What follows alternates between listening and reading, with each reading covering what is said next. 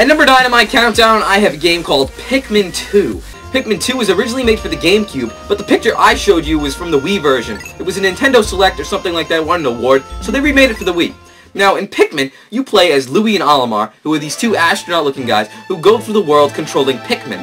Now, in Pikmin 2, you get two new types of Pikmin. Yeah, two new types of Pikmin. The white Pikmin, which look like these little albino freaks who are resistant to poison, so they can take down like poison gates and poison enemies, and they are an upgraded version. And you get the purple Pikmin, who are these fat sumo-looking guys who has 10 times the strength of the normal Pikmin.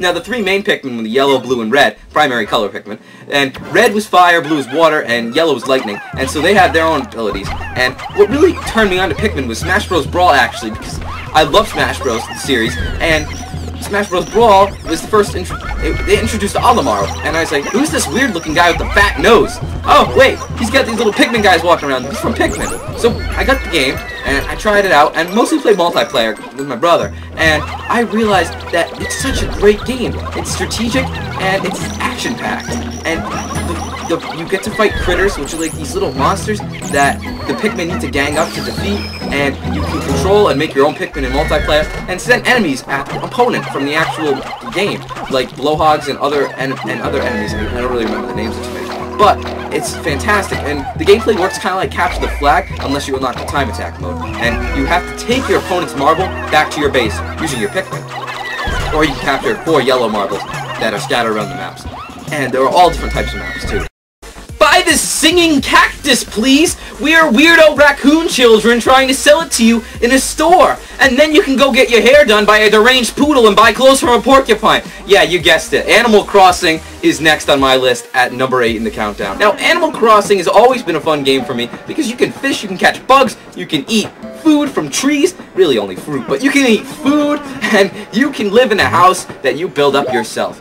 And it taught me so much about real life, in a sense that you actually have to pay like a mortgage to get like further in your life, and you need to catch fish, you need to survive, it taught me a lot about the world. You need to make relationships with people in your village. It was a great game for me as a kid. Personally, I like Wild World for the DS better, but Animal Crossing was still fantastic, and a lot of people really like the GameCube one. It's actually one of Player's Choice, so yeah, check out this game.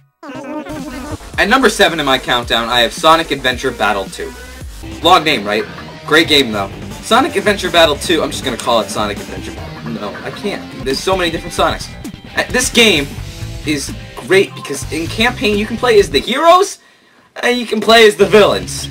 And that is fantastic because it teaches you as a child to make important life choices. Just kidding. It's great because you can play as Shadow, Rouge, and Eggman, or you can play Sonic, Tails, and Knuckles. And they have different storylines to each one, and personally, I found it really difficult. I actually just got the game today, and I played the first mission, City Escape, and I thought I was kicking butt, really. You can deck cars on a board, which makes no sense, but again, video game logic. You can deck cars on a board and jump through things. It's great. It's so fast-paced, like most Sonic games.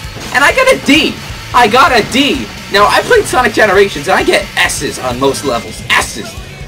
I got a D. Like, I found it pretty difficult to play. But another great aspect about this game, I can go on and on about this game, I love it so much.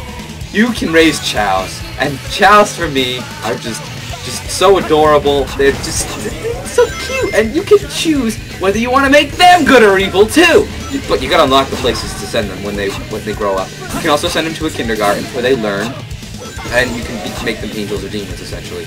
And you get to play the game as Eggman, too, which is kind of weird. I don't really know too many Sonic games you can play as Eggman. What inspired me to get this was, I actually have Sonic DX Director's Cut as a child, too. I played that on the PC, and I noticed this game was pretty similar to it, so I thought I'd give it a try. Also, the multiplayer, you can search for Chaos Emeralds, you can fight it out in mech suits that look like Chow's, or other different mech suits, too. Tails has one, and Dr. Eggman has one. And you can do so many different things. There's the classic race. There's Chow Karate in this one, which was new from Sonic DX Director's Cut, where you can fight your Chow, and I tried that out, and that's kind of difficult for me, actually. You gotta root your Chow on, and he falls asleep, and he's all cute, and then the other one punches him in the face. It's painful. And then there's also the Chow race, which is the classic.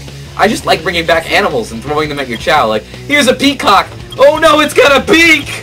You make them look ugly. It's fun. and also feeding them fruit and going to the black market where you can see a Chow dressed up as like a gangster with his little fish friend selling you stuff.